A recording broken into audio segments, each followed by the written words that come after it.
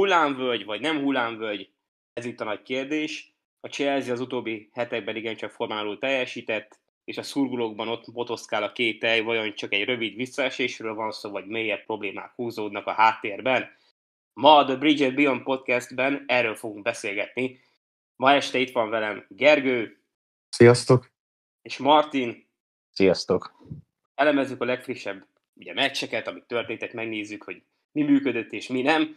Persze szót tettük a keret helyzetéről, valamint arról, mire számíthatunk a következő fordulóban. Na de hát kezdjük is szerintem a nem túl fényes meccsekkel, amik eddig voltak.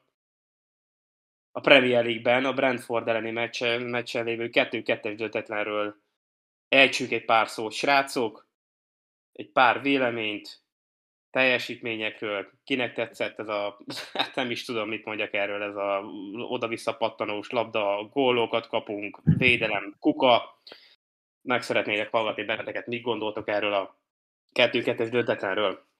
Hát nekem igazából ez a Brentford elleni meccs, ez telibe az Everton elleni meccshez kötöm vissza, ugye a tavalyi szezonban. Mikor azt hittük, hogy hát jó, beesik egy döntetlen, hát most nincs azzal semmi baj. Hát csak volt, és most is látjuk a következményeit sajnos. Az, hogy meg tudtuk fordítani a meccset, az gyönyörű. Volt egyébként, viszont a helyzet kialakításokkal megint bajok voltak. Szerintem rosszul voltak elosztva megint a pozíciók, de egyébként hát ezekkel a 2 perces nagy bedobásokkal, tehát úgy egyenlített a Brentford, hogy gyakorlatilag azt a 6 percet azt ők húzták el maguknak, ami engem egy kicsit így idegesített. Hát akkor még nem láttuk, hogy mi úgymond a baj. Kicsit még messzebb volt, de az úgy nem volt olyan siralmas az a teljesítmény. És úgy fordultam a Bayern elleni meccsre, hogy hát még akár az Allianz Arénába lehet is esélyünk az erőfelmérőn. Hát Isten igazából a Brentford elleni meccs az, amit most Gergő is mondott, az azt gondolom, hogy valaminek a lejtőnek a kezdete volt, mert azóta igazából lejtőn vagyunk. Ott már kimutatkozott, hogy a védelmünk az nagyon-nagyon-nagyon könnyen összezavarható. Ott most az, hogy éppen nem telibe Sánchezen ment el a meccs, de hogyha egy normális kapusunk van, ott egész másképp alakulhatott volna a játéknak a képe. És most, hogy felhoztad a Bayern elleni témát, azért azt gondolom, hogy Münchenbe úgy is mentünk el, hogy volt is esélyünk, sőt azt gondolom, hogy a München elleni játéknak a képe is azt mutatta, hogy egyébként van ott keresni valunk, mert a München ellen nem úgy kaptunk ki, hogy na most akkor lefociztak minket, hanem volt egy nagyon kiegyenlített játék, sőt azt gondolom, hogy bizonyos részeken le is fociztuk a Münchent, sokkal jobban játszottunk náluk. Egyszerűen a védelmünk az egy 0, összezavarodtunk, könnyen megzavarhatóak voltunk a védelemben, óriási hibák voltak. Igazából megvertük saját magunkat. Hát igen, a Brentford elleni mérkőzésen azért már Eszkán látszódott, hogy próbál pihentetni kulcsjátékosokat, köztük Cole Palmert is. A védelmünk az így nézett ki a Brentford ellen, Jorel Hato, Trevor Chalobah, Tosin és Fofana játszott ugye jobb színen, ami eléggé számomra ilyen hogy is mondjam, értéket, vagyis úgy néztem ezt. Főleg úgy, hogy ott volt az Achampong, aki igen, ugye még tudna RB-t játszani, és akkor még nem beszélünk ugye Jamesről meg Gusztóról. Így van, és azért Trevor is tud játszani jobb szélsőt, és akkor Fofana miért nem került belső védőnek. Ez az egyik, a másik, ami számomra megint egy ilyen kérdőjel volt Maresca felé, hogy Buonottét minek kellett egyből kezdőbe tenni, és már João Pedro mögé. Nem mozgott rosszul a gyerek, de én több hátrapaszt láttam tőle, mint előrepaszt. Lehet, talán jobban jártunk volna egy Garnacho-val, hogyha kezd. Mivel Garnacho azért már több PL tapasztalata van a srácnak. Csak egy Manchester Unitedben volt, és jól tudom, tud játszani ő is a védő mögött támadó középpályást. Na de ezt bízunk a mesterre, én még mindig bízok Marescában, ha bár fogunk erről is mindjárt beszélgetni.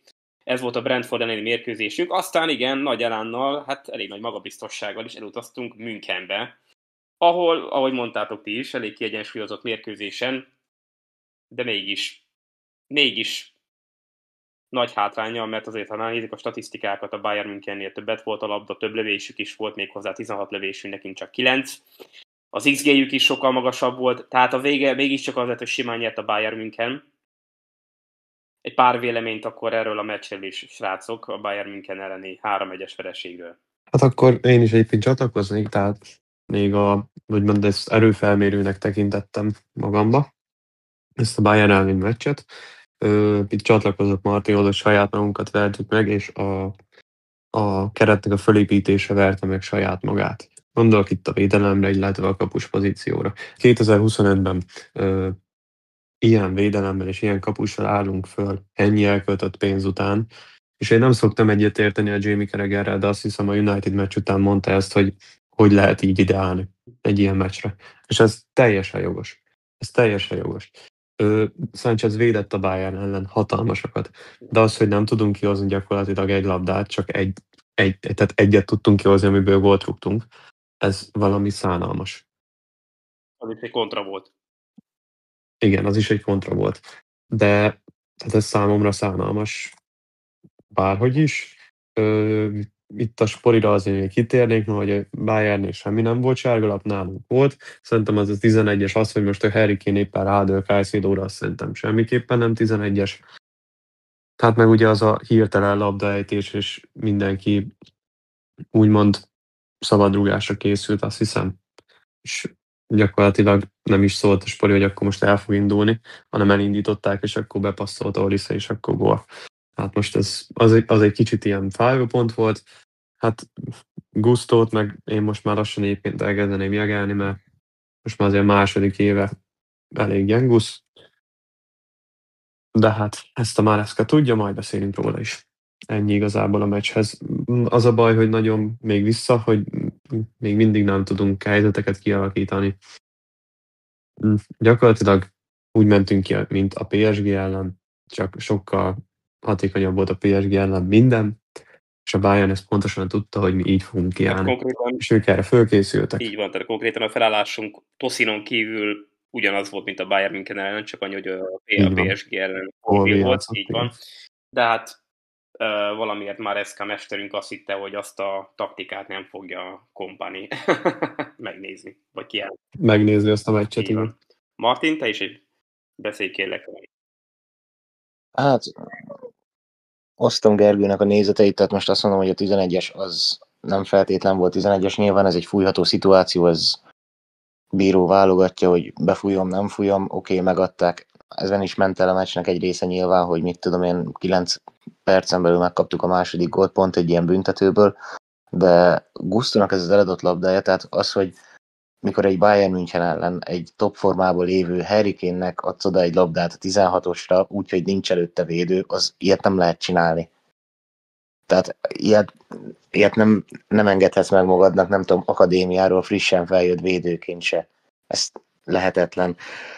Én azt gondolom, hogy ilyeneken ment el a meccs, és az, hogy előrefelé, tehát a támadáshoz semmilyen elképzelésünk nincs. Tehát az, hogyha a Palmer ott van, neki vannak víziói, én azt gondolom, tehát nagyon jó labdákat adogat, de az, hogy João Pedrónak tudjuk, hogy megvannak a képességei, de magára hagyjuk, tehát fölrúgjuk a labdát, oké, old meg 3 védővel szembe.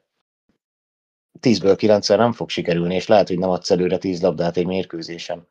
Ezt nem lehet tőle elvárni minden esetben, hogy na, ott a labda bátja. Főleg olyan pontossággal, mint ahogy a Sánchez adja. Na hát azzal meg aztán pláne. Tehát ne vicceljünk. Hát el se jut a labda odáig. Hát igen, vagy az, hogy kirugdossa az oldalvonalon kívülre, mert körülbelül 10 előre adott labdájából 7 kimegy. A maradék 3-at meg nem érik el, mert védők mögé úgy rúgja be, hogy a védők előbb ráérnek. Könyörgöm, ilyet nem lehet, tehát ez nem elképzelés. Úgy Robert Sanchezről még egy pár szót, hogyha már Sancheznél tartunk. Nekem nagyon érdekes figura ez az ember, hiszen a Klub VB-n nagyszerű teljesítmény nyújtott, tényleg most így visszanéztem a statisztikákat, nagyszerű teljesítmény nyújtott, a Paris Saint-Germain nem volt talán a csúcspont. És vannak napok, mikor én nem tudom, reggel talán le van neki téve 2 kapszula az ágya mellé, és így vakon elkezdi fogdosni, valamiket éppen megissza, lehet az Onana ital, akkor aznap úgy fog védeni, mint André Onana, de ha éppen a Thibaut Courtois üvegét fogja meg, akkor még kifog egy ilyen Thibaut Courtois napot, hogy mindent kivéd. Na, amit persze ki lehet, azért a Bayern München ellen is tényleg, hogy miket fogott meg gyerekek. Hát azért az lehetett volna 5-6 gólos meccs is, hogyha nem ő van a kapuba. Nekem ez az érthetetlen, hogy valaki hogy lehet ilyen hullámzó teljesítményű, mint Robert Sánchez. Hát és ilyen teljesítménnyel, hogy lehet egy Chelsea kapus. Ez is igen, ez a másik kérdés. De most ő a kapus, most ezzel nem tudunk mit csinálni. Alsó hangon januárig még ő lesz a kapusunk, de hogy hallom Mareskának a nyilatkozatait, bőven ezt a szezont a Jörgensen és Sánchez duóval fogja végigvinni. Jörgensen a másik nagy kérdőjel, engem nem győz meg ez a dán kapus sem, ugye kapott lehetőséget ő is, és hát a szögleteknél való kirohanásai, mint akár... Hát inkább csak üti az vagy az ellenfelet, vagy a Fofanát, igen. Igen, mint a röplabdázna, igen, mint egy ilyen röplabdaszerűen próbálja a 16-oson belül kiütni a labdákat, de még hogyha el is ütné a labdákat, de az a helyzet, hogy sokszor alászalad. És a védelem úgy kapja, akkor tisztáz. Na, ennyit amúgy Robert Sánchezről, nagyon reméljük, hogy összekapja magát, hiszen csak a csapatunk játékosa. Én bízok benne, szedje össze magát a Sáncheznek, van benne potenciál, az biztos. Aztán meglátjuk. Hát legalább annyira szedje össze magát, hogy legalább egy 30 milliót kapjunk érte, és akkor mintha így se lett volna. Igen. Igen. A nyári játék az már Szerintem ezt nagyon rosszul nézitek, srácok. Sánchezért soha nem fogunk 30 milliót kapni, de lehet, hogy pénz se többek között. Sánchez nem egy jó kapus. Ki fog jó meccseket, de ettől függetlenül egy szarkapus marad, akinek nincsen egy stabil, normális, fogható teljesítménye, hogy azt mondod, hogy 38 meccs van az idényben, abból 34-en jól teljesít, és becsúszik 4-szor, arra azt mondhatod, hogy egy jó kapus. De Sáncheznek van 38 meccse, amiből 30-at lehoz bizonytalanul, mellé nyúl a labdának, ilyen kirohanásai vannak, mint a United ellen, de tavaly a City ellen is például kifut a 16-osra, aláfut egy labdának, amikor megy felé Haaland. Értitek? Tehát ilyet egy kapus nem csinálhat. És nem is tehát hogy hogy látszik, hogy gondolkozik. Látszik, hogy gondolkozik, hogy mit csináljon, mert itt a United ellen is megtorpant. Hát de nem torpan, meg elrúgja. Tehát azért mondom, hogy egy jó teljesítményű kapus ilyet nem csinálhat, és ez nem férhet bele, és azt mondtam nektek még mielőtt elkezdődött a szezon, hogyha ennek a szezonnak is Jörgensennel, meg Sánchezzel fogunk neki menni, akkor gyomorideggel fogjuk végignézni az összes meccset, és itt van az élő példája. Hát én ezzel pont, főleg miután Mányát nem vettük meg 20 millióért. Tehát az ja, hogyha 30-et is kértek érte. Könyörgöm. Tehát igen. 2 évvel idősebb, mint Sánchez. Igen, értem, hogy éppen fiatalítják a keretet. Igen, értem, hogy pénzre megy most hogy ki a téma, hogy fejlődjünk meg, stb. De egy kapus az 39 éves korában is lehet top kapus. Nézd Buffont, nézd, nem tudom, akármelyik idősebb kapust, aki most még mindig top formába játszik. Mert nagyon megért volna nekünk 30 milliót, nekünk főleg. Mert szépen fel lett konferálva a Manchester United elleni mérkőzés, hiszen az lesz a következő, amiről beszélgetnénk. Hát a Bayern München elleni vereség után azt hittük, hogy na, most egy nagyon nagy revans lesz, és akkor elmegyünk az Old Traffordra parádézni. Aztán a parádéből bohóckodás lett, köszönhető Robert Sánchez 5. percben való kirohanásának. Jogos piroslap, ez kétségtelen, a piroslap jogos volt. Aztán érkezett egy olyan változtatás Enzo Maresca részéről, ami szerintem nagyon sok szurkolótársunkban ilyen felháborodást keltett. Először is. Hát szerintem azt mindenki kérdéssel nézte, hogy mit csinál az öreg. Először is Cole Palmer kezdése, úgyhogy nem 100%. Oké, arra azt mondta a meccs után nyilatkozatban, hogy beszélt Palmerrel, én ezt elhiszem, nyilván beszélt, és Palmer vállalta a játékot. Na de kérdezem én, egy profi sportklubnál nem azért vannak a terapeuták, az orvosok, hogy felmérjék, hogy ez a játékos rendben van-e? Hogy nem 10 perc után lehozni. Mert az egy oké, hogy Palmerben benne van a motiváció, benne van az adrenalin, hogy menne, játszana. De hát ő azt nem érzi, hogy most ő végigbírja ezt a 90 percet, vagy nem. Mégis engedték. Igen? De itt tudod, mi a nagyobb baj? Az, hogy amikor megkapod a 4. percben a pirosat, akkor az Estevaót hozod le, aki full egészséges, és valamit még tudnak állni. És a Palmert felhagyod, akit le kell majd cserélni, aki sérült. És Cole Palmert még hagyta, ugye, mert Sánchez piroskap, utána jött Jörgensen Estevaó helyett, valamint a másik nagyon nagy dolog, amiért nekem konkrétan majdnem kiesett a szemem.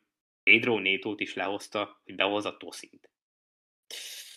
A hatodik percben. Igen, Hát 6.-7. percben. És utána jött a kegyelemdöfés, amikor 21. percben Cole Palmer jelezte, hogy nem tudja folytatni, aztán pedig a maradék támadójátékosunk is lejött. Tehát konkrétan volt egy mém is, nem tudom, láttátok-e.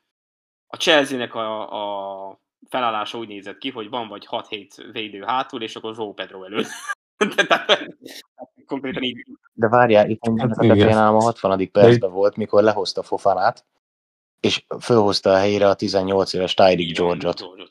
Egy United ellen, miután a 6. percben lehozta Nétót. Most akkor miről beszélünk?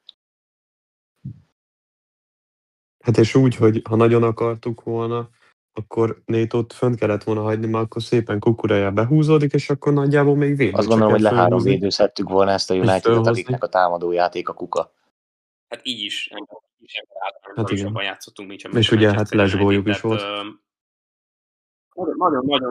Nagyon-nagyon és akkor itt a bíró. voltam emiatt a meccs miatt, hiszen ez a meccs is egy olyan mérkőzés volt, mint szintén a Brentford elleni, hogy simán nyerhető, és egy újabb 3 pontot, vagy akár 1 pontot dobtunk el. Mert ne felejtsük azt se, hogy ezen a meccsen a Manchester United ellen volt egy majdnem szabályos gólunk, csak hát Fofana szegény beragadt, és Chalobah az les miatt elvették. De annyira rossz ez, hogy ott van a Liverpool, ott van most már a Manchester City, vagy hozzák, most kikapott a Liverpool is legutóbb, ennyit elmondhatok, de hozzá kötelezően azokat a pontokat, ami miatt ők ott vannak a top 5-be, a top 3-ba. Mi ezeket a kulcsfontosságú pontokat folyamatosan eldobjuk magunktól, és azon kapjuk majd magunkat a szezon végén, májusba, hogy megyünk, mint a veszedelem, hogy beérjünk a top 4-be, mert a szezon elején, vagy a szezon közepén elszarakodtuk a helyzeteinket, elszarakodtuk a dolgainkat. Ezek nem az első olyan dolog, tavaly előtt is. Hányszor volt olyan, hogy a Chelsea megverte saját magát? Rengetegszer szezon közepén tavaly az. De itt a... Ja, mondja csak nyugodtan. Bocsánat. Mert itt még én most rátérnék akkor egy elég fontos pontra itt a United elleni mérkőzésen, mégpedig a bírósportás szerepére. Mert én nem tudok elmenni anélkül, hogy tegnap, vasárnap, kérlek szépen rendeztek egy Arsenal-Newcastle, vagy Newcastle-Arsenal meccset, teljesen mindegy, ahol gyakorlatilag azért nem kapott piros lapot és 11-est az Arsenal, mert a Pope elütötte a gyökeres elől a labdát. És az érintés a Sancheznél is megvolt. 1, 2. A João Pedro ellen elkövetett 11-es, azt én sehogy nem tudom fölfogni, hogy az melyik ligába, és tehát hol nem 11-es. Tehát amikor beviszi 2 védő közé, hát de a Mazraoui belép elé, és köze nem volt senkinek a labdához, és akassza a térdét. Az, hogy nem 11-es. Tehát ez számomra hihetetlen. Itt az a legnagyobb baj, hogy tehát ezt még azért hozzá kell nézve is. Ja, és akkor még a lesgójukról ne beszéljünk, ahol Chalobának 86-os lába volt, úgy, mint Lewandowskinak tavaly a Barszában. Igen, azzal támogatjuk a támadó focit, majd befújjuk a 2 centiméteres lest is.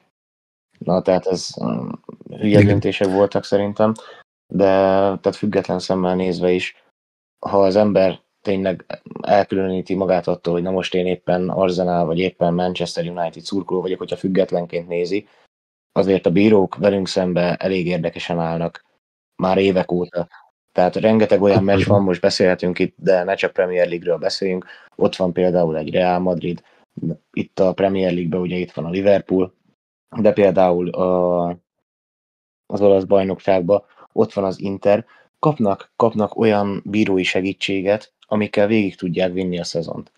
És amik most hiába mondják, rengeteg segítséget nyújt ez, mert egy-egy meccshez bejöhet ez, hogy hát 90 plusz 5-be X van, hát akkor fújjunk nekik egy büntetőt.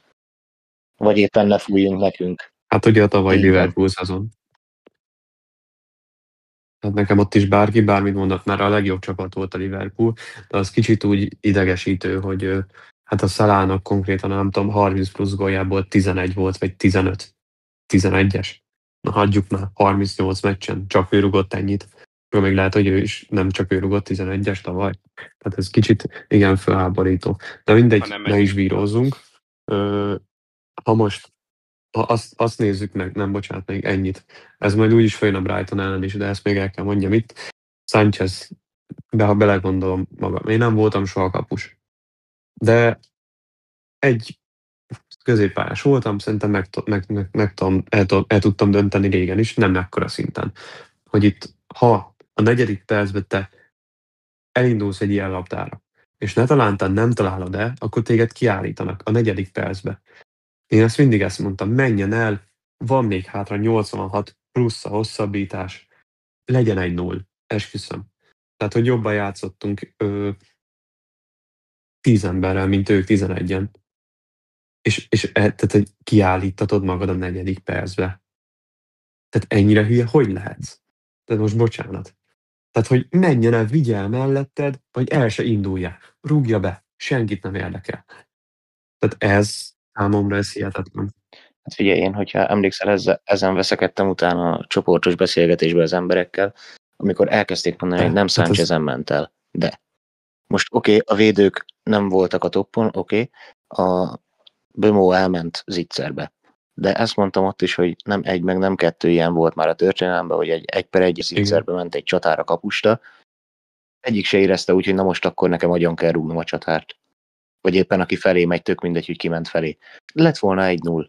Nem mindegy, hogy 1-0 hátrányba, vagy egy ember hátrányba játszunk végig egy meccset. A múlt évben már nem tudunk változtatni, de egyetértek veletek, srácok, tehát azért az ilyen korai szakaszában a mérkőzésnek nem szabad ekkora kockázatot vállaljon egy kapus, és ekkora hátrányba tegye a csapatát. Na, ennyit is a Manchester United mérkőzésről. Aztán volt ugye egy EFL, hát erről csak meg említést teszek, volt egy EFL kupa mérkőzésünk a Lincoln ellen, ami egy 2-1-es, hát egy 1-2-es győzelem lett számunkra. Annyit hozzáfűzést tennék, hogy megint egy eléggé ilyen felzavart kezdővel álltunk fel, tehát nem a megszokott kezdővel, talán fogható ez is a gyengébb teljesítményre, megszerezte a Lincoln a vezetést, aztán szerencsére tudtunk fordítani, fiatal játékosokat behozta Maresca, és bizonyítottak, elég jól játszottak. A lényeg a győzelem, de hát ugye hát ilyen ligakupákban is sokszor előfordul, lásd a Manchester United, hogy bizonyán meg tudja viccelni a kis csapat a nagy csapatot. Szerencsére ezt az akadályt tudtuk venni. Na de most jön a legutolsó mérkőzésünk, amit szombaton játszottak, 27-én. A Brighton elleni mérkőzés, hazai pályán, ami megint egy, hát úgy éreztük, a kezünkbe lévő meccs, 70%-os labdabirtoklás, 21. percben megszerzett vezetés, Enzo Fernández által nagyon szép gól volt mellesleg. Kontrolláltuk a mérkőzést, úgy mentünk le a félidőre, hogy gyerekek, 3 pont a zsebben, jövünk fel, még egy 45 percet plusz a hosszabbítást ne nyomunk. Aztán 53. percben megint mi történik? Trevor Chalobah utolsó emberként szabálytalankodik, és ismét egy jogos piros lap. És akkor itt ugyanez van, mint a Sáncheznél, az 56. percben, és lehet, hogy Santos rontotta el, teljesen mindegy. 56. percben ne rúgsz föl. Hátrapaszból, igen, tehát azt tegyük hozzá, hogy Andrei Santos hátrapasszából nem emberhez ment, és Chalobah rosszul mérte fel a helyzetet, így szabálytalankodott. És ezért baj, majd a keretnél még beszélünk róla, hogy ilyen védőink vannak. Mert a Van Dijk az nem rúgja föl. Vagy a Ruben Dias az nem rúgja föl. Menjen el 1-1, 70 perc, tehát megnyertük volna a meccset 3-1-re szerintem minimum. Estevao is nagyon egyet, és akkor megint mi van? Estevao-t lekapom egyből. És akkor hogy fog fejlődni? Épp erről akartam beszélni, hogy ez Marescának megint a mélypontja volt szerintem, tehát itt ez volt mindennek az alja, amit ő meg tudott húzni, azt, hogy egy 1-0-ás vezetésnél kapunk egy piros lapot, egy Brighton ellen, úgyhogy a Stamford Bridge-en játszunk, majd akkor leveszünk megint 2 támadójátékost, és akkor hozzunk inkább védőket. Mire akartunk visszaállni védekezni, könyörgöm? És utána még 1-1-nél is hozott védekező szelleműket. Igen, levett a Nétót, hozott még egy védőt, tehát hogy most mit csinálunk? Otthon miért akarunk 1-1-nél visszaállni 6 védővel védekezni? Tehát én értem azt, hogy oké, a védelmünk éppen nem a legstabilabb, de jó, igaz, ilyen közhelyesnek hangzik, de néha mondják ugyebár, hogy a legjobb védekezés a támadás. Most, hogyha nem hagyunk fönt ember támadni, akkor mivel akarjuk fogni a Brightonnak a játékosait? Mivel akarjuk őket fenntartani a 16-osnál? Középső védőkkel? velük akarunk ott fenn az ellenfél 16-osánál, nem tudom, játszani, gólszerzési lehetőséget megadni magunknak, stb. Vagy, tehát nem értem Marescának az elképzelését. És ennek meg is lett ugye az eredménye, kaptunk 3 gólt, támadó játékunk pedig nem volt. Igen. Ja, és itt is megint a bírói Tehát ténykedés, nem vagy tudom. az, hogy nekünk egyből minden sárga. Ugye itt most Caicedo-t elővették a meccs vége fele. Jött a provokációba, beleszaladt. Hát nem tudom, hogy mi lesz annak a vége. Igen, tehát az FA az vizsgálódik Caicedo viselkedése miatt, és mivel Chelsea játékos, most valószínű lesz egy 3 meccs. fognak engem gondolni, hiszen Chelsea fan vagyok, de tegye a szívére az, aki azt mondja, hogy a Chelsea-vel azért a bírók és az FA is nagyon-nagyon mocskos módon tud bánni, pláne ugye Abramovich éra óta, de nem javult a helyzet a Bólé és Egbali éra után se. Meglátjuk, mi lesz a vége, egyelőre nincsen semmi hír, várjuk az eredményt, de én, ahogy ismerem az FA-t, nagy valószínűséggel Caicedo kap egy 3 meccses eltiltást, ami szerintem a csapatunknak egy olyan szinten megint egy szívendöfés lesz, hogy hihetetlen. Hát ez egy totális érvágás nekünk, hogyha Caicedo nincs, tehát az ember az egy kép, nekünk az egy olyan alapmotorja a csapatnak, akit nem tudsz onnan kivenni, és ennek egy idő után meg is lesz a hátránya, hogyha ne adja Isten, de lesérül, vagy akármilyen egészségügyi problémája lesz, a csapatunk az nem lesz nélküle ugyanaz, mert egy főleg úgy. Őt ebből a csapatból jelen pillanatban nem tudod főleg kivenni. úgy, hogy sajnos ugye Essugó is sérült, aki legalább legalább hátrafele játékban. Tehát hál' Istennek Essugónak sikerült egy olyan profil hozni, aki nagyon sokat tud szerelni. Ugyanúgy, mint Caicedo. Tehát most megsérült, most a Láviát rakott be oda, most elvileg ő fölépült Romeo Lavia elméletileg egészséges, csak hát ő igen, meddig. És az a nagy helyzet, srácok, hogy a következő mérkőzésünk, mindjárt rátérünk a BR-re is, de a Premier League-ben az a Liverpool ellen lesz. A nagy lesz a baj. És egy Caicedo-t eltiltanak, lesz egy Romeo Laviánk, meg egy Andrei Santosunk középül, hát lehet jobban járunk, hogyha arra a napra inkább elmegyünk egyet sétálni a friss levegőn. Na. Hát többek között igen. És akkor még itt is a bíróra kitérnék. Az, hogy a Baleba az, hogy maradt a pályán, azt nem tudom. Tehát a 70-valahanyadik percig, majd lehet, hogy de mindegy, a második fél sárgát se kapott. Ezt megint hogy lehet? Tehát, és akkor engedjük, hogy kaszaboljanak. És akkor a Chelsea mindig a rossz. Félidegesítik a játékosok magunkat, és mi is elkezdünk rugdosodni. Mert a Chelsea nem agresszív csapat. Egyáltalán. És akkor is agresszív, amikor agyon vagyunk rúgva. És ezt engedik, és ez ami sokkal jobban idegesít, hogy nekik egyből piros lap, egyből sárga lap. Ez ugyanaz, mint most hozok egy másik ligából egy példát, amikor a Barca játszik. Például a Getafe ellen, vagy ilyen, tudjátok, ilyen Rayo Vallecano, hogy szarrá van rugdosva a Barca, vagy a Real Madrid, vagy az Atletico Madrid, és nem kapnak sárgát. Ez hihetetlen. És ahogy a 3 csapatnak, tehát a Barszának, a Reálnak, vagy az Atletikónak bármilyen embere szabálytalankodik, egy kicsit durvábbat, vagy csak belemegy, egyből villan a sárga lap. Hát én ezt nem tudom megérteni, hogy ez hogy lehet. Tehát ez a Baleba, ez megint nagyon ügyes játékos, de hogy maradhat a pályán ilyenkor, azt nem tudom. Ez meg, tudod, mi ezt tudom kötni, ha már úgy kezdtem, hogy az Evertonhoz kötöm. Ez pedig a Casemirónak a 2 meccses ténykedése a 2022-es BL szezonban, amikor ellenünk 2 meccset egy sárga lappal játszott le, és a világ csalását követte el a Real Madrid. Köszönöm.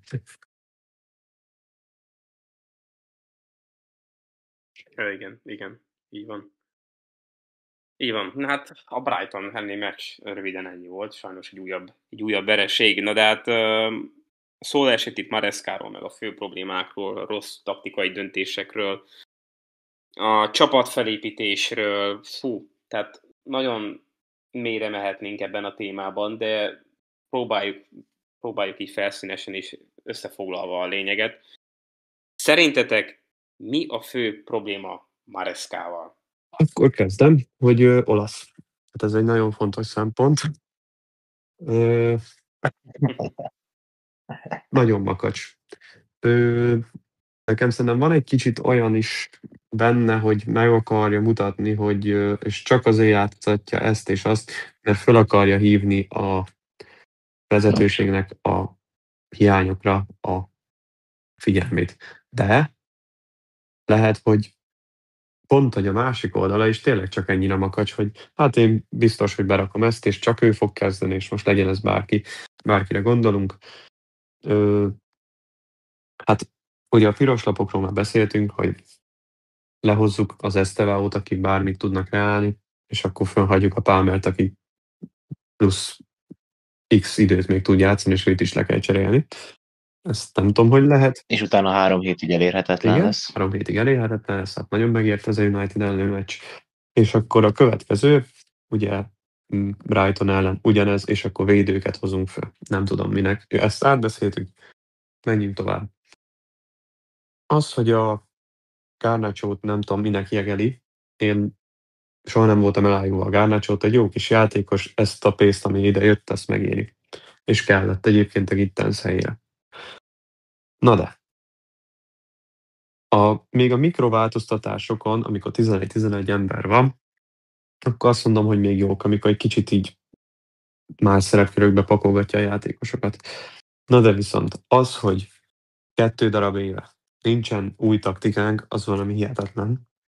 Tehát az számomra hihetetlen, hogy gyakorlatilag tavaly december óta nem tudunk egy védelmet föltörni, csak hogyha Palmer nem villan, vagy nem tudom, Kajszidóát nem rúgja a csillagászati sebességgel a labdát a védősoron, és akkor valahogy beakad. Tehát ezt, hogy kreálni nem tudunk, és szerintem, és én nem vagyok nagy foci szakértő, meg semmi, de az, hogy ennyire lassú játékot játszunk, az a fiataloknak nem jó. Pont, hogy a robbanékonyságot kéne kihasználni. Nyilván Maresca az Guardiola iskola, tehát legyünk sokkal lassabbak. De ha megnéztek egy Cityt, egy Arzenát, sokkal gyorsabban játszanak bármilyen helyzetben, és jobbak a kényszerítők, pontosabbak a kényszerítők, mintha jobban le lenne oktatva. Az nem tudom, hogy Marescának a hiányossága, vagy nem tudom, vagy nincs ideje, vagy nem értik meg a játékosok.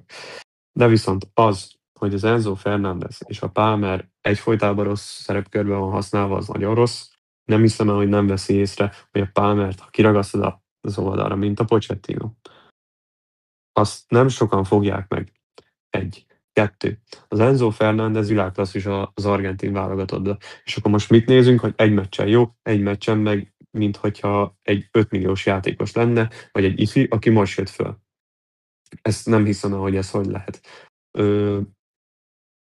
És akkor még mit mondjak? Szerintem a Gittenst is sokszor rossz helyzetbe hozza, mivel ott kérheti el tőle a labdát, ahol ketten vannak rajta, és a Gittens azt nagyon rossz fénybe tünteti fel. Most így hirtelen ennyi jutott eszembe, de majd rátok csatlakozok, ha úgy van. Hát igazából nekem Marescának így a döntéseivel kapcsolatban, amit mondasz, hogy embereket nem poszton játszott, tehát hogy Palmert is nem egy jobb szélen játszott, ahol tényleg olyan teljesítményt tud nyújtani, ahol meg tud indulni, ahol gyorsan végig tud futni. Ugye ballábas, tehát onnan akárhonnan igazából lőni is tud, baromi jól cselez, nagyon jól lát a pályán, akármit le tud konkrétan vezetni egy egész támadást, az, hogy őt nem ott használja, az hát nem is tudom hova sorolni, mekkora hibának mondjuk ezt, az, hogy Enzo Fernández, aki egy baromi jó támadó középpályás, őt lerakjuk a védők elé, védekező középpályás pozícióba, maradj hátul, járjál visszaszerelni, megoldja, tényleg nagyon jó ebben is, én azt gondolom, de a támadó játéka nekünk sokkal hasznosabb tudna lenni, és abban meg teljesen egyetértek szintén veled, hogy ez, hogy nem tudunk gyors támadásokat vezetni, ez mindennek a szégyene.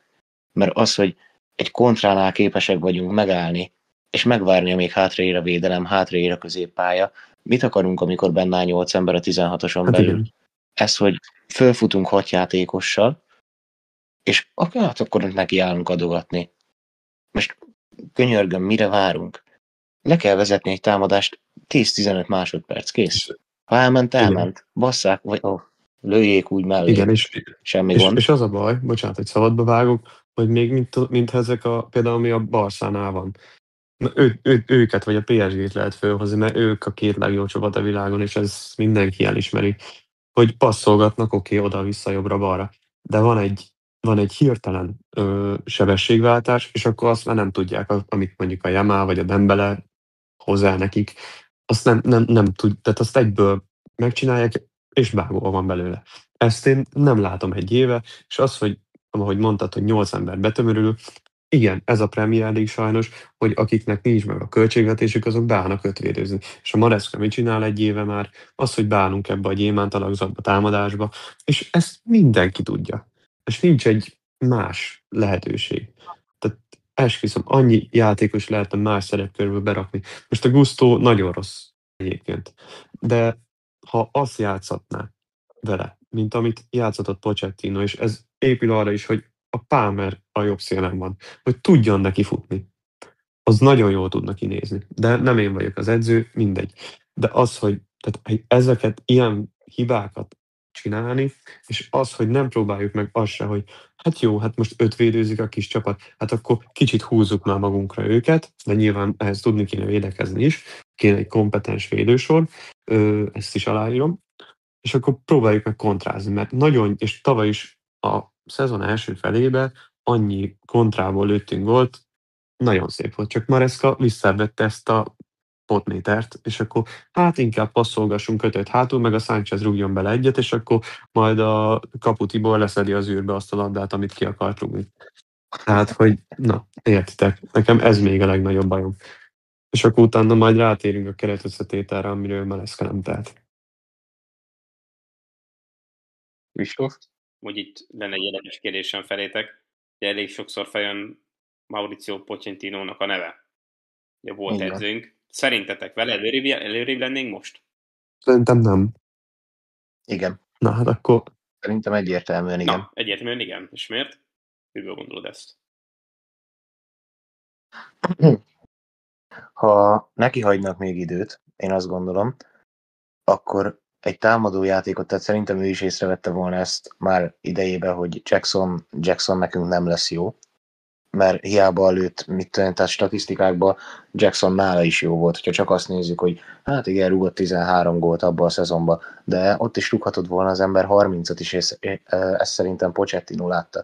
Tehát, hogyha megnézitek, hogy Pochettino alatt milyen támadó játékunk volt, akkor összesen hasonlítható már SK-éval. A védelmünk az nem tudom hova tenni ezt a kapust, meg a védelem kérdést, hogy évek óta nem tudunk felállítani egy stabil védelmet, egy stabil kapussal.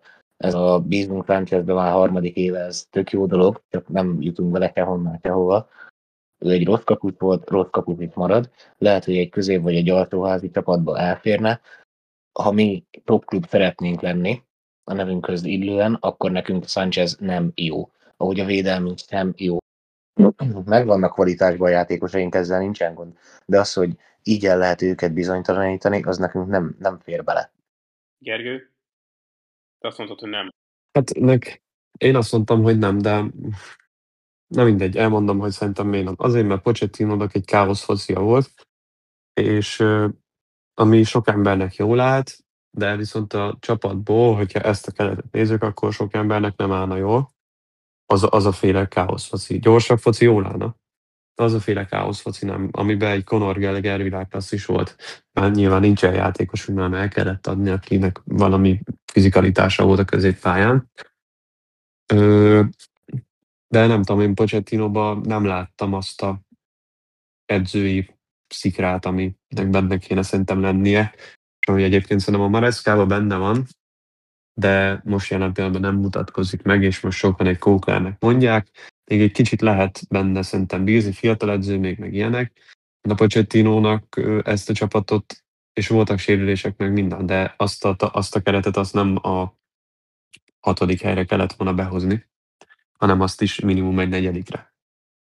És azért a tavalyi szezonban a játékunk sokat javult, de hát most ezt mindenki eldöntő, hogy pozitív vagy negatív értelemben szeretném érteni, hogy javult vagy nem javult, de mert ugye volt egy rossz időszak mind a 2 szezonban, de én a Pochettinónál nekem azt tette be a kaput, hogy a Liverpoolt nem tudtuk megverni, aki hát C-vel állt fő, C csapattal. Egy kupa Igen, döntőn. az EFL kupa döntő. az nekem az igen, betette igen, a igen. kaput. Talán nálam még annyit szól Pochettino mellett, hogy megmerte azt lépni, amit Maresca nem, vagy nem tudom miért, hogy Petrovicsot tette a kapuba, amíg Sanchez-t Hát az igen, az plusz egy neki. de ilyen, én is úgy gondolom, hogy összességében úgy gondolom, hogy Pochettino nem volt a megfelelő ember ennek a csapatnak a vezetésére, és bízunk továbbra is. Még egy plusz évet maradhatott volna, de utána szerintem új edzőt kellett volna keresni, és lehet, hogy behoztam volna a top 4-be, de nem lett volna az, amit szerintem mi látni akarunk, vagy látni szeretnénk a közeljövőben is.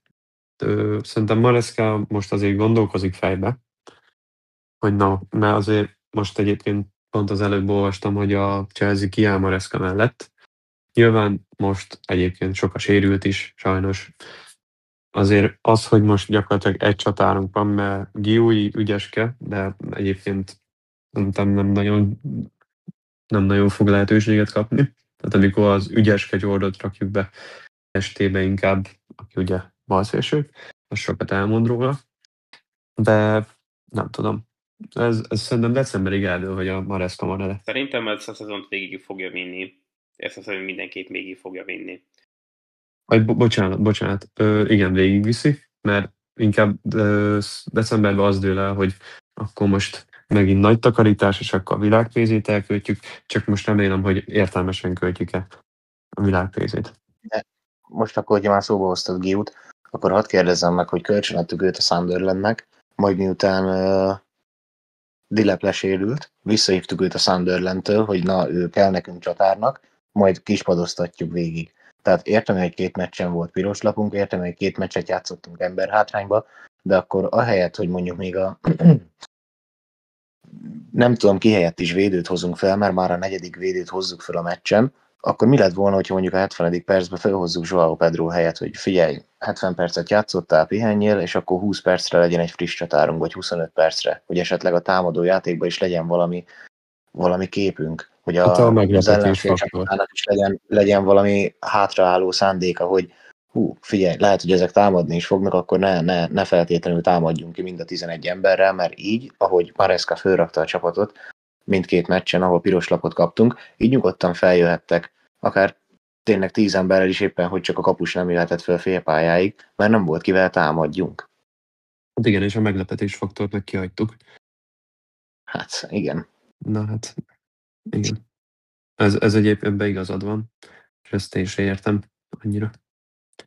Hát mondjuk ezzel a fiatalitással, mert azért még mindig elég fiatal keretünk van, nyilván a csapatfelépítés még nem lesz az igazi, de én bízok abban, hogy sikerül beépíteni ezeket a fiatal játékosokat, mint gondolok, hogy Jorel Hato, Jamie Gittens, Estevao, gyerekek, ezek olyan kincsek ezek a játékosok, hogy oké, most még nem mutatják, Estevao-t kivéve, de azért Estevao is rengeteget fog még fejlődni, nem mutatják azt, amit elvárunk tőlük, de ez már nem az a játékos politika a Chelsea-nél, amit megszokhattunk Abramovich érába, hogy tehát ilyen Zsorelhatók, meg ehhez hasonló játékosok annó ugye szóba se jöhettek volna a Chelsea-nél, hanem ilyen Hakimik esetleg. Tehát most én a mostani top játékosokra gondolok, hogyha Abramovich lenne a tulaj, akkor nyilvánvalóan nem Zsorelhatókat igazolnánk, nem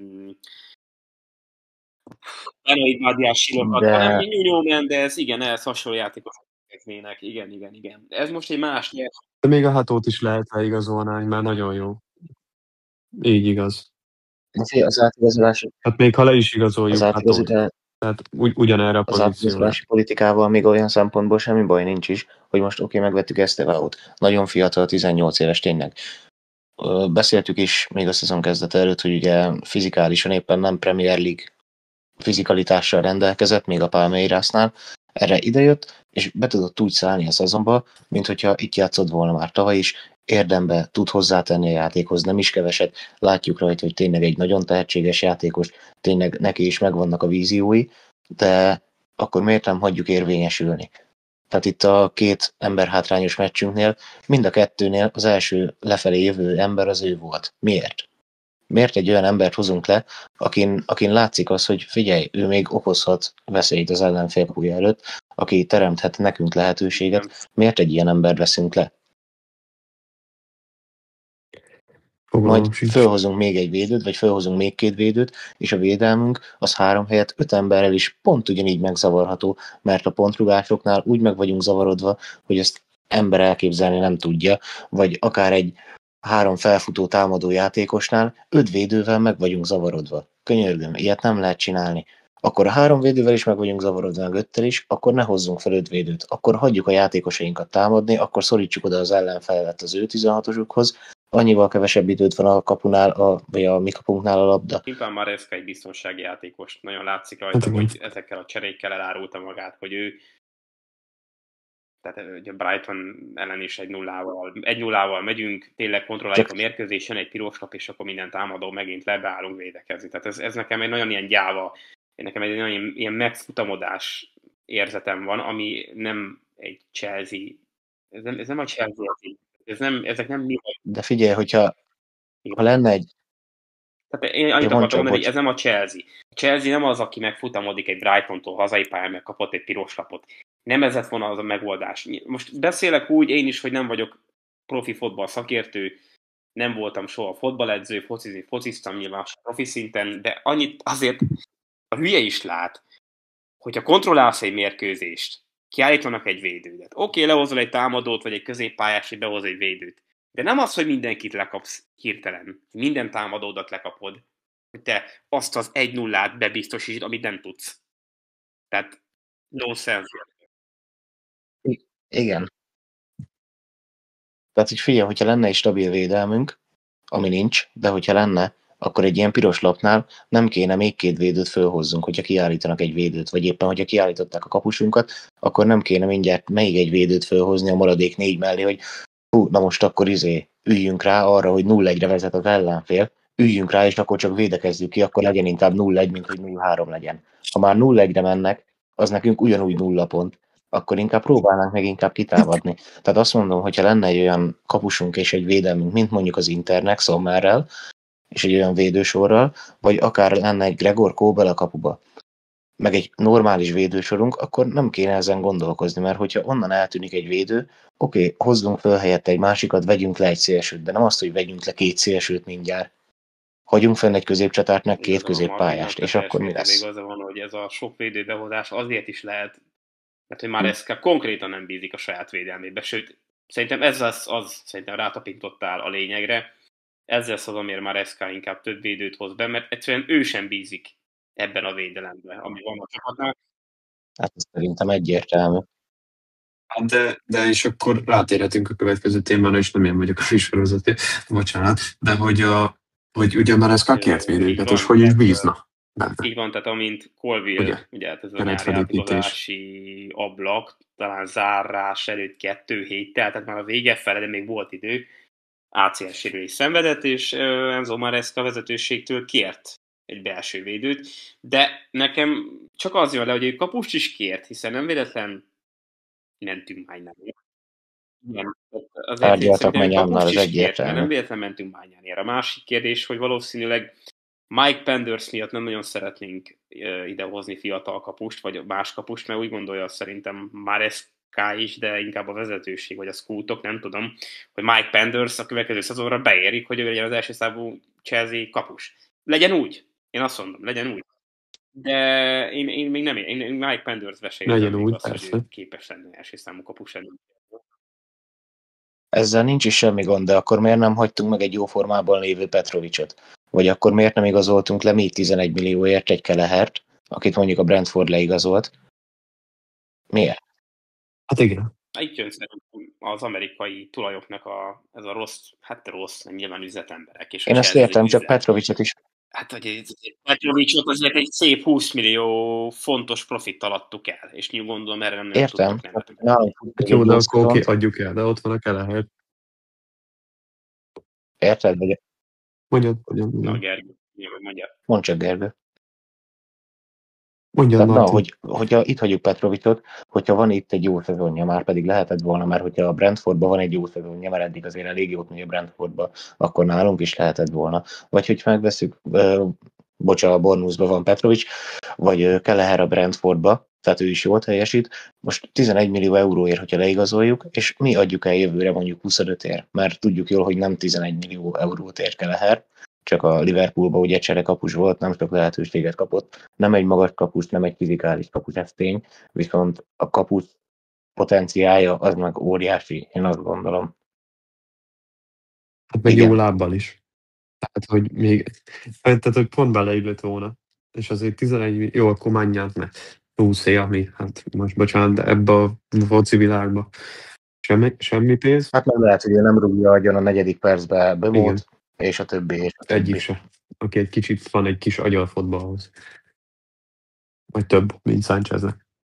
Ja, mind a kettőnek több Ami van. nem olyan nehéz. Igen. Nincsen magasan Hát a lét, nincsen. tegyük hozzá. Tehát Nincsen. Hát még valami érdekes dologról annyiról még érdemes lesz beszéljünk, hogy a Brighton elleni veresség után a tulajok lementek az öltözőbe. Hát azóta már napvilágra került, hogy miről is volt szó. Hát csak biztosították már Eszkát és a játékosokat a jövőről, de szerintem ez csak egy PR duma volt, nyilván azért nincsenek megelégedve Egbáliék ezzel a hullámvölgyel, ezekkel az eredményekkel. Ti mit gondoltok, hogy januárban ismét várható lesz nagyon sok átigazolás, eladás, átigazolás, vagy csak szimplán foltozás lesz a csapatnál, vagy esetleg még átigazolás sem? az a baj, hogy én most már azt kívánnám, hogy bár ne lenne lassan átigazolásunk, hogy tartanánk meg inkább 1 évig, vagy 2 évig fixre ezt a csapatot, hogy összeszokjanak, de annyira vannak poszthiányaink, hiába van meg rá a létszám, de nincsen meg a kvalitás, tehát kapusposztra tudom, hogy nem fognak igazolni, de oda baromira kéne. A védelembe kéne végre tapasztalt játékos. Tehát Kukurejával meg vagyunk a bal szélen, én azt mondom, hogy ő egy nagyon jó védő, neki is vannak rossz meccsei, nyilván mindenkinek vannak, de ő azért egy stabil ballback. Első védőposztra így, hogy Colville nincs, bár ugye ő januárra valószínűleg már felépül, oda is lehetne hozni, de tapasztalt védőt, tehát mondom inkább azt, hogy hoznának ide egy 33-34 éves védőt bagó pénzbért, tehát mondjuk 3 millió, 5 millió euró, aki itt lesz még egy 3-4-5 évet, és lehet, hogy az utolsó 2 évében már csak 70. percben jár föl. Egy olyan típusú játékos, mint Thiago Silva volt. Hát nekünk az a világüzlete volt, hogy őt el tudtuk hozni 34 évesen a PSG-től. Hát milyen 2-3 évet töltött nálunk, hány gólvonalról való mentése volt, hány fejes gólja volt, hány meccset döntött el a tapasztalatával. Hát igen. És ez nagyon kéne nekünk. Igen. Akkor nem tudom, átveszem minden. Még így a belső védőkről. A kapusja, meg a Kukurejával, meg akkor ide veszem a James-t is, úgy szerintem rendben vagyunk. Gusto egyébként át kell gondolni, de egy James backupnak jó. Ha James azon a poszton játszik, és nem a középpályán, amit egyébként már Eszkána nem értek, mert nagyon rossz. De, tehát, ugye Colville kiesett. Mondtad, hogy kéne egy jó védő, vagy bocsánat, egy tapasztalt védő, és akkor most beszéljünk arról a 4 úri emberről, aki fennmaradt. Fofana, aki gyakorlatilag, bocsánat, de mellé lépsz, azt megsérül. Badiashile, hát igen, egyébként ő is megsérül, hogyha mellé lépsz, de hát látjuk, hogy milyen teljesítményt tud nyújtani, 0. És akkor van Tosin, illetve Csalobá, akik mind a ketten szerintem, az én véleményem szerint maximum 3., de inkább 4. számú védő egy top csapatba. És belőlük elég egy általában. Tehát előttük még lennie kell legalább 2 jó játékosnak, amivel, hogyha mondjuk ugye a Colville tudna játszani, akkor ott van a Colville, illetve ott volna az a tapasztalt játékos, akiről beszéltünk, vagy Netalántán egy világklasszis védő, egy Bastoni mondjuk, aki nagyon rossz volna, ugye, mert lehet, hogy gólokat csak kapnak. Na mindegy. Tehát ez, ha én kimondom, hogy ha nem jön védő, akkor szerintem a top 4-et el kell engedni. És, hát ilyen teljesítmény egészen biztos. Hát igen. Tehát a top 4-et el kell engedni. Hihetetlen gyorsan. És akkor van egy Achampong, aki a jövő, és aki ebben a pillanatban is Maresca Maresca, bocsánat, elpazarol, hiszen most rosszat mondtam? Nem baj. Nem. Jó. Tehát, hogy tehát van egy Achampong, akit Maresca jelen pillanatban is elpazarol.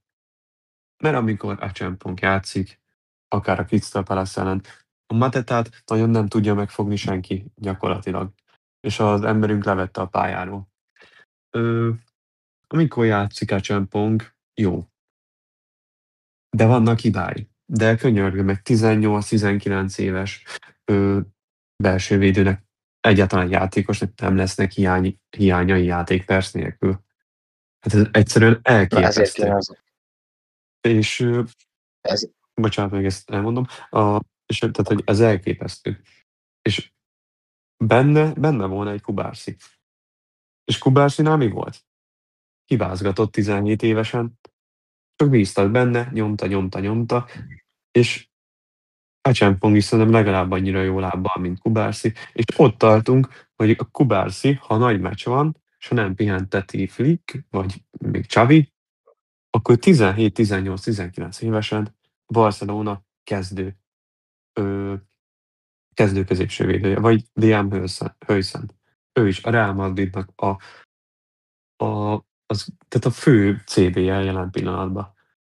És akkor ők kaptak játékperceket, de akkor miért nem adtuk kölcsön szegény Achampongot? Én ezt nem értem. Egy évre legalább. Na mindegy.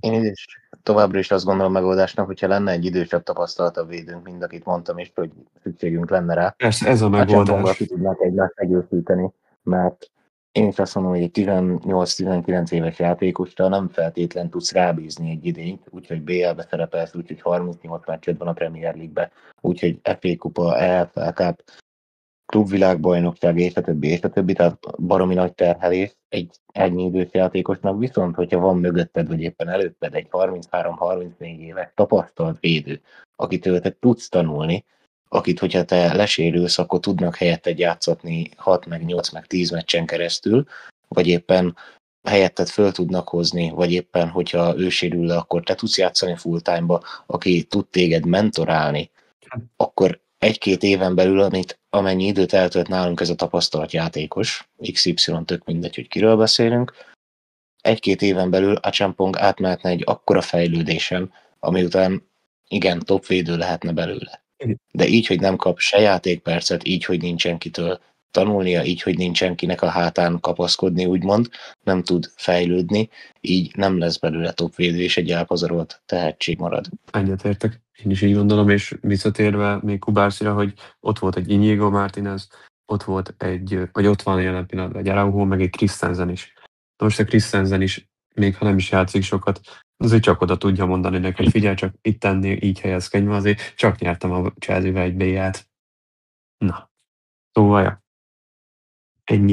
Én ennyit szerettem volna így a csapat összetételről, és ez, hogy tényleg, hogyha nem hozunk tapasztalt, vagy egy világklasszis, aki tapasztalt is, belső védőt, akkor szerintem a top 4-et azt el lehet engedni hihetetlen gyorsan.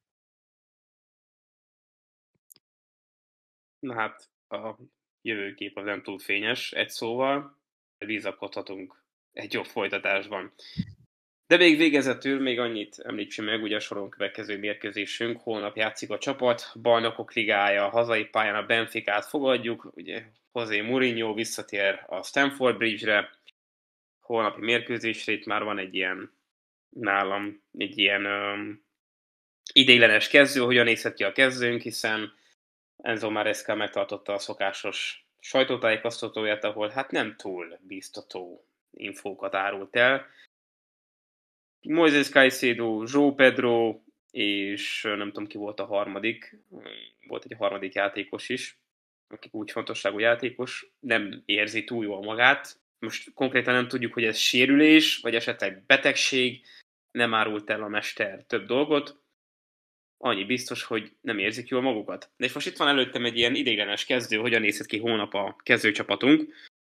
A kapuban Sánchez, Gusto, Chalobah, Hato, Cucurella, ez a védelmünk, Lavia, James középpálya. Ja, bocsánat, Enzo Fernández volt, most jutott eszembe, tehát Enzo Fernández volt. Középpályánk Neto, Garnacho Estevao és Guyu Katár. Mi a véleményetek erről? Hát ez nem túl acélos, ha ez így marad. Egyébként Caicedo is, meg João Pedro is edzett. Még annyit hozzátennék. Tehát a teljes edzésmunkát végezték, tehát lehet, hogy lesznek. De nem tudom, tehát azért ez így nem nagyon acélos. Mert én nekem alapvetően a Pedro Netóval is az a bajom, hogy ő nem egy Chelsea-nek a kezdőjátékosának kéne lenni, amikor előtte olyan nevek voltak itt, hogy Eden Hazard. Tehát ügyes kell, sokat fut, de nem az, aki szerintem egyébként szüksége is volna Marescának, mert nem nagyon tud levenni embert. De egy peremembernek tökéletes volna, csak sajnos ott tartunk, hogy neki minden meccsen majdnem kezdeni kell egy Chelsea-ben. Hát jövő szezonban ugye érkezik Fendel, mert sokszor beszéltünk róla, majd még fogunk is a jövőben, Hát- az előzőben. Ugye elméletileg ő lehet az, aki fogja váltani, és Pedro Netónak lesz úgymond talán a cseréje, vagy akár a kezdője. Hát nem lesz nehéz És- dolga a Köndának, főleg ahogy lehet Hát nem látni, lesz. hogy Fendel amúgy játszik. egy korszakos zseni szintén, mint Estevao, nagyon várjuk, ugye 2026 nyarán fog érkezni a csapatunkhoz a felkészülési szezonba, de nagyon ne szaladjunk annyira előre. Martin, neked mi a véleményed a holnapi Benfica elleni mérkőzésről? Hát az a helyzet, hogy eddig itt beszéltünk ugye a védelem óriási hibáiról, meg a megzavarhatóságáról. Most megint felállítunk egy olyan védelmet, tehát a 4 emberből 2 nem fix, tehát akik 2 nem játszik, mert Hato és Gusto azért nem kezdőemberek, illetve Salobá sem szokott kezdeni, és a most szombati piros lapja után azért némi bizonytalanságot el tudok képzelni benne. Fölrakunk a középpályára egy Láviát és egy James-t védők elé védekezni. Miért? Amennyiben nem lesz Caicedo-nk, ez a legoptimálisabb megoldás. Én ezt értem, csak basszus, akkor mégse tudunk keretmélységről beszélni, hiába van tök mindegy, hogy mekkora létszámú keretünk. Amíg nem tudunk kiállítani egy normális csapatot, akkor, hogyha bizonyos emberek sérültek, akkor nem beszélhetünk igazából keretmélységről, és az a helyzet, hogy térjünk rá kicsit a Benficának a csapatára. Ott mondjuk a védelemben vannak ilyen tapasztalt emberek, mint mondjuk Otamendi. Igen. A 37 éves Nicolas Otamendi, aki ennyi idősen is, akár Thiago Silva volt nálunk, egy top védő. Tehát az ilyen tapasztalt belső védőket nekünk megtörni nehéz lesz. A kapujukban van egy Trubin, egy ukrán kapus, aki szintén teljes mértékben top teljesítményt nyújt, egy elképesztően jó kapusnak gondolom én. Illetve a támadójátékuk gyors. Ugye van egy elég jó befejező csatáruk Pavlidis személyében, illetve igazoltak középpályára egy Sudakovot, illetve van egy horvát csatáruk, őt most igazolták nyáron, nem fog eszembe, de talán Ivanovicsnak hívják. Ő is egy nagyon gyors, technikás játékos, és az a baj, hogy szerintem a védelmünket ők szét fogják szedni, illetve az ő védelmüket nekünk feltörni nehéz lesz, főleg ilyen úgymond szedett csapattal, hogy volt, akinek játékpercei sem voltak idén, volt, aki lehet, hogy egész idényben, mármint szeptember vagy augusztustól indulva lehet, hogy 10 percet játszott az összes meccs tekintetében. Nem számítok semmi jóra. Hát főleg úgy, Gergő. főleg úgy, hogy csatlakozok Martinhoz, hogy van egy José Mourinho, aki be fog állni védekezni. Tehát ezt tegyük hozzá, akkor megint most hogy fogunk mondani? Sehogy. Tehát ezt nem tudom. Most vagy az lesz egyébként, nekem az a két érzésem van, hogy vagy mocskos mód kitömik a Benficát, vagy pedig szerintem kikapunk egy 2-0-ra. De tehát az, hogy a Benficának a portugál bajnokságba, igen, jobb védelme van, mint vagy inkább középső védőpárosa jobb, mint a Chelsea-nek, az egyszerűen elképesztő. Nem mondanám jobbnak, azért Otamendi jó, de nem mondanám jobbnak amúgy a belső védők. Antonio Silva amúgy az elférhetne nálunk, Hát, és azt hiszem, rá gondoltam inkább. volt érdeklődés, hogy érdeklődtünk Antonio Silva iránt, nem tudom miért nem hoztuk el. Ő viszont amúgy simán elférhetne nálunk, sőt. Hát ő a klub VB miatt nem rúgtunk 4-et még. Igen. Tehát azért hiába tér vissza Colville, vissza fog térni. Azt is hozzáteszem, hogy Colville már nem olyan lesz. Tehát Colville már nem lesz olyan, mint eddig. Egy ACL sérülésből, aki visszatér, az már sosem lesz olyan, mint volt. Ne legyen igazam? lekopogom. Tehát ne legyen igazam, térjen vissza egészségesen, erősebben, mint volt, de az a helyzet, hogy nagy valószínűséggel ő már nem lesz ugyanaz, mint volt, és még az is benne van a pakliban, hogy még 2 belső védőre szükségünk lesz, hogyha Colville úgy tér vissza. Mert hogyha ő továbbra sem fogja azt a formát hozni, amit a felépülése után, amit a sérülése előtt, akkor kell még egy belső védő, mert egyszerűen a Trevor Chalobah, Tosin, Badiashile, néha Hato, ugye Hatónak inkább az LB, a Kukureya posztja, ami való. Így nem lehet. Tehát a top klub ilyet nem csinálhat, nem mehet se BL-ére, se Premier. És akkor még a Hátó a legjobb ezek közül, így a Brighton elleni meccset. Igen, aki 19 évesen jött a holland bajnokságból. Tehát ez a szomorú, hogy igen, tehát egy olyan embertől várjuk a megváltást, aki nincs itt fél éve, holland bajnokságból jött, és még 20 éves sincs. De hát ha most erről beszélünk, Estevao. Brazil bajnokságból idejön 18 évesen, és hozza azt a szintet, amit már az itt játszó játékosok nagy része. Azért sok mindent talál, ezt nem gondoljátok? De Estevaónak szerintem 1 gól kell, és utána nyugodt lesz. És szépen pötyögtetni fogja a dolgokat. Csak most szerintem még rajta van az a teher, hogy meg kéne lőni az első gólomat. Azért láttuk, most nyilván nem egy brazil bajnokság, de azért amikor szépen oda fölverte a lasztikát Sánchez papának, ugye?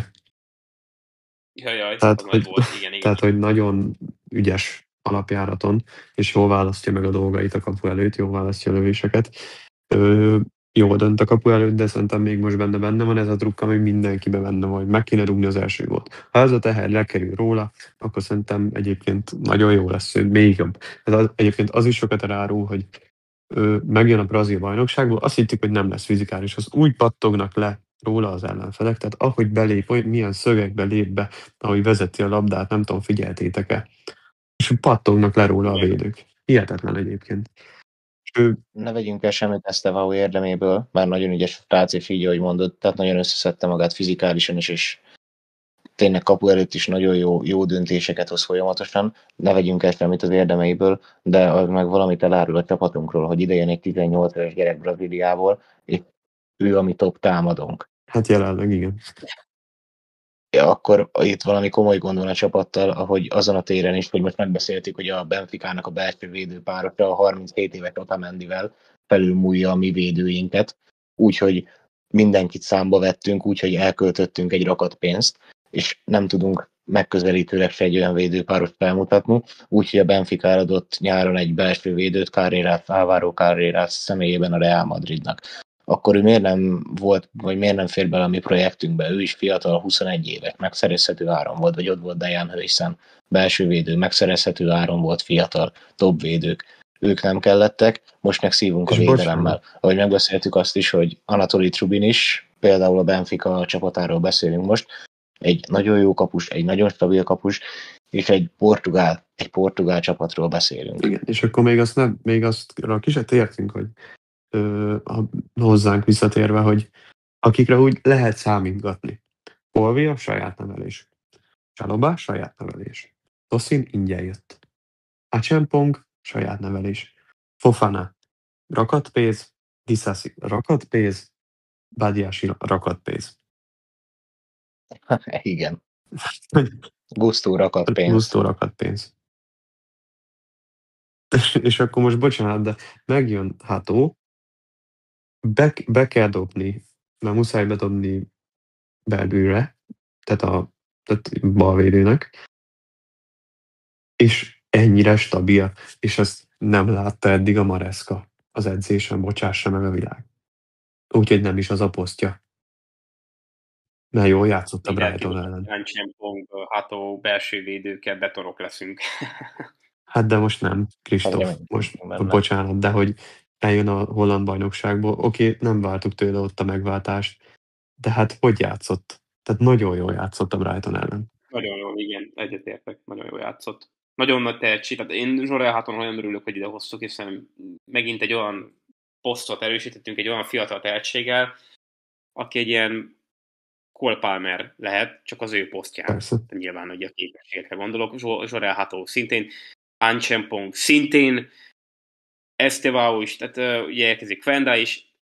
Pályez is, tehát nagyon-nagyon-nagyon nagy potenciálban lesz a Chelsea-be, csak Tapasztalat nélkül nem tudnak tanulni. Ez a probléma. Így van, tehát tapasztalat is kell, ezt nem tudom, mikor fogják a drága látos tulajaink, vagy akár Enzo Maresca észrevenni, hogy ide kellene tapasztalt játékos is, mint például a Benficánál tökéletesen ott van az Antonio Silva, 21 éves, nagyon nagy tehetség védő, jövő tehetsége, mellette a 32-33 éves Otamendi, aki fogja a kezét. Most gondoljátok bele, hogy mi király lenne az, hogy itt vannak ezek a szuper védőink, mint Hato, Anchempong, és ott van egy Thiago Silva, amit mondott Martin is, fogja a kezüket, és igen, magabiztosságot ad nekik a pályán. Most a kettő tapasztalatlan játékos fent van a pályán, egyik hibázik, az konkrétan elveszik egymástól az energiát, nem motiválják egymást. A másik hibázott, az már visszaveszi a teljesítményben. De ha ott van egy tapasztalt játékos, aki oda tud menni, oda tud lépni, hogyha hiba van, hogy figyelj, megoldjuk.